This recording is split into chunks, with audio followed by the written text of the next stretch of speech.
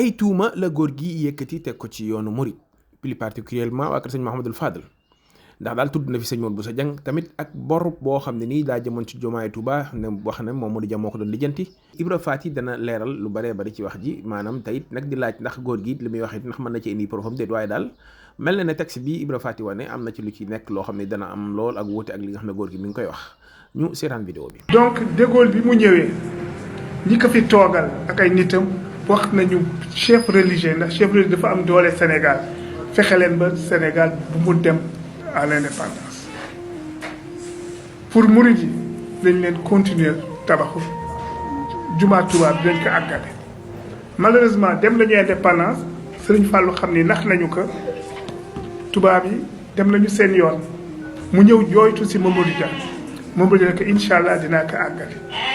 Mamadou Dia dem BAO mooy nekki BAO plus tard dama bëgg prêt pour ñu defar jumaa Tuubaa.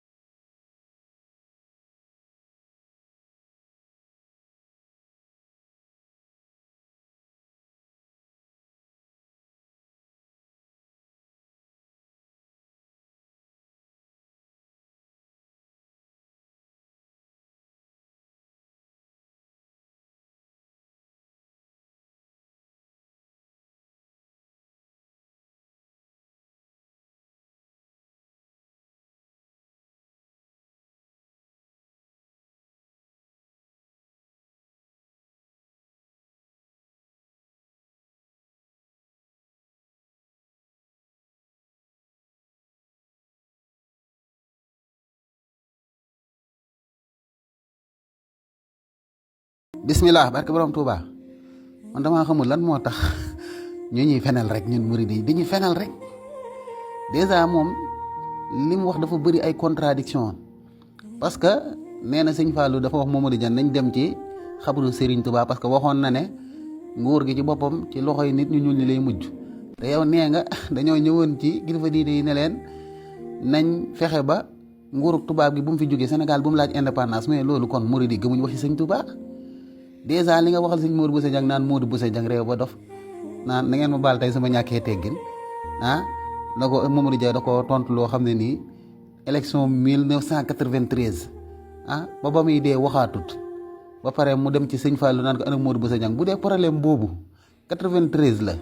sëñ Fallou mu ngi fi jóge 1968 kon 1968 ak 93 moom 25 ans la. su dee loolu nga bëgg a wax kon yow sëñ Fallou moom 68 la fi jóge 25 ans après sëñ Modou Bousso Dieng attaqué Mamadou Dia ñëw naan sëñ Fallou ana Modou Bousso Dieng yaa rahmaanu yaa rahim kii day fen wala dafa xamul li muy wax man je ne comprends pas. léegi mu ne tubaab yi dañoo nax sëñ Fallou daal di ñëw ci Mamadou Dia di ko jooyatu wala waxi reewande yooyu mu naan ko waa dinaa la jàppale dinaa tabax jumaay Touba ji léegi lii ma leen wax nii ma leen wan nii. gis nga assemblée territoriale du Sénégal proposition de résolution présentée par les conseillers territoriaux Léopold Sédar Senghor et Ousmane Aliou Sylla ana Mamadou Dia fii tendant à demander l'aval du territoire en faveur du khalife général des Mourides boobu Sëñ Fallu la pour un prêt de 50 millions remboursables en 10 annuités te lii 1957 la te 1957 ci la Mamadou Dia nekk vice-président du conseil du gouvernement du Sénégal yow li ngay wax ana source yi ana preuve bi te 1 an après le Charles de Gaulle daal di proposer référendum bi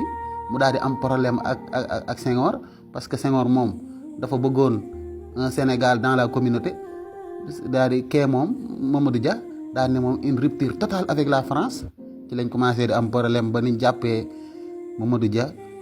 63 yóbbu ko tëj ko ba 74. bi mu dellusee daanaka créé waat na fi ay kii di góorgóorlu waaye carrière politique am dafa yàqu ana élection yoo xam ne nii sëñ Modou Bousso Dieng da koy classe muy dem ci sëñ Fallou te sëñ Fallou 68 la fi jóge te 68 moom ma ngi fekk Mamadou Dia ci kaso bi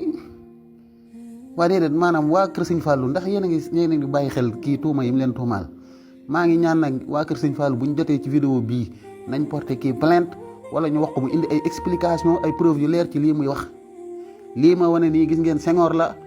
ak Ousmane Aliou Sow ña ngi ko defee Saint-Louis le 27 décembre 1957 Léopold Sédar Senghor Ousmane Aliou Sylla. bàyyi leen dañu fenal ñun murid yi bàyyi leen lu tax ñun ku jóg dañu fenal wahabi si bu jógee dañu fenal professeur université man kii xaw ma nu mu tudd sax yéen ñi ko xam na ngeen ma ko defal ci commentaire yi bu ko defee kii ñu jéem a xam mooy kan mu indi ay preuve ci yii muy wax. te yoonu murit bu ngeen xoolee fii jumaa ji ci boppam ñu ne la collectivité mouride poursuit depuis de longues années la construction à Touba d'une mosquée dont les dimensions sont aussi appréciables que l'harmonie établie entre les impératifs du culte qui ont inspiré l'œuvre et le souci de laisser entière la place de l'art. dégg nga kon jumaay Touba ji la doon wax foofu mu ne les sommes consacrées à cette œuvre augmentent d'année en année maanaam alal jiñ ciy def day yokk at mu ne grâce à la douce autorité avec laquelle le khalife général a su maintenir la foi et l'enthousiasme de la collectivité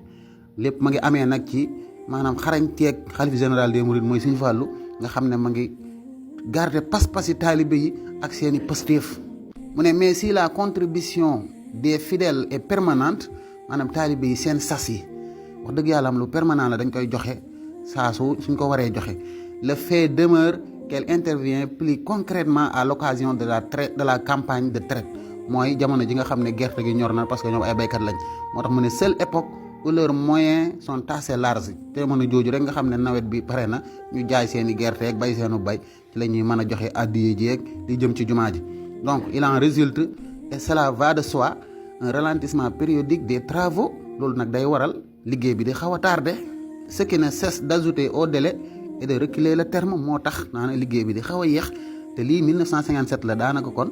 1960 lañ jot indépendance 63 lañ inauguré jumaay Touba ji te lii Senghor a kii ko def fan la Mamadou Dia moom demee di def ay prêt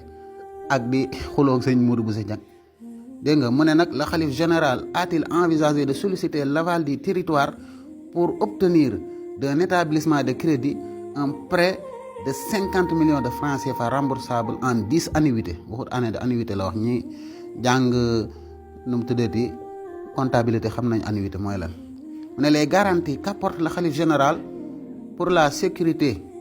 du gaz du territoire ne sont pas exclusivement d'ordre moral du caageenu ay garantie d'ordre moral rek ma am na garantie yoo xam ne nii c'est matériel car s'il est le guide spirituel d'une des plus grandes confréries religieuses de l'Afrique donc il a de surcroît l'avantage de se distinguer comme un modèle de cultivateur respectueux baykat la bu mag moom Sëñ Fallu doonte mooy xalifa général maanaam yoon wi benn ci yoon yi gën a mag ci Afrique mu ne respecter de ses engagements à l'égard des mutuelles et récolte annuellement 350 à 400 tonnes d'arachide maanaam ku fonk kàddoom la bu joxee kàddoom ay engagement da ko respecté ba pare day bay day am 350 ba 400 tonnes ci gerte à cette ressource fort substantielle s'ajoute l'apport massif des adeptes te loolu da ciy dolleeku li nga xam ne taalibe yi moom la ñuy indi 400 tonnes yi kon Sëñ Fallu moo koy bayal boppam taalibe yi li ñuy indi dolleeku ci ce qui permet au khalife d'affecter tous les ans aux travaux de la mosquée plus de 10 millions de francs CFA sëñ bi rek moom dina mën a lijjanti 10 millions kon année bu ne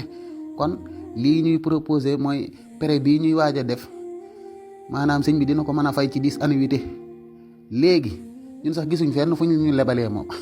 ba pare gisuñu fenn foo xam ne ni aw kayit wuy wane ne lebal nañu 50 millions wala ñoo ngi doon verser ay annuités léegi nag maa ngi woo ñëpp ñu laaj kii lii muy wax fan la ko teg wala la bëgg a tuumal yoonu murit ak dañu ñàkki gerte naan Modou Bousso Dieng mel ne ab booy lay waxal ak naan ba mu dee nga xam ne ñun xamuñ expression yooyu maa ngi koy yemale foofu kon jërëjëf borom Touba. abonné leen tey aimé di partager di participer di envoyer ay cœur